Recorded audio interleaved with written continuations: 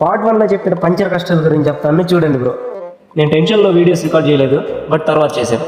Time 4:10 అయింది. 3 kilometres అవతల ఉన్న పంచర్ షాప్ కి బైక్ నెట్టుకుంటూ వెళ్ళాను. అంత దూరం ఆయాసపడి బండి నెట్టుకుంటూ వెళ్ళి చూస్తే ఆ పంచర్ షాప్ మూసేసింది. అక్కడ ఎంక్వైరీ చేస్తే 1 కిలోమీటర్ అవతల ఇంకో పంచర్ షాప్ ఉందంటే అక్కడికి నెట్టుకుంటూ వెళ్ళాను. తీరా వెళ్ళి చూస్తే అది కూడా మూసేసింది.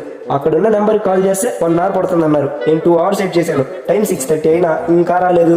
నేను మళ్ళీ ఇంటికి చేరుకోవాలంటే 12 కిలోమీటర్స్ జర్నీ. చీకటి పడుతుంది. చుట్టూ చూస్తే ఎవరూ లేరు. ఇంకేమన్నా పంచర్ షాపులు ఉన్నాయా అని చూసుకుంటూ ఒంగోలు దగ్గర కన్నా రీచ్ అవుదామని నెట్టుకుంటూ వస్తున్నాను.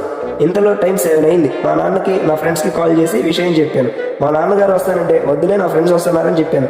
ఆ రోడ్డు చీకటి ఉంది, ఎవరూ లేరు. మా ఫ్రెండ్స్ కి లొకేషన్ షేర్ చేశాను.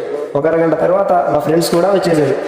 ఏదైతే అదైందని చెప్పి బైక్ ట్యాంక్ పైకి ఎక్కి రైడ్ చేసుకుంటూ 5 కిలోమీటర్స్ వచ్చాక ఒక పంచర్ షాప్ కనబడింది. అతనితో పంచర్ అని చెప్తే అతను చెక్ చేసి ఇది పంచర్ కాదు, ఎవరో గాలి తీసేశారని చెప్పాడు. అప్పుడు నాకు వచ్చిన కోపం ఉంది చూడండి.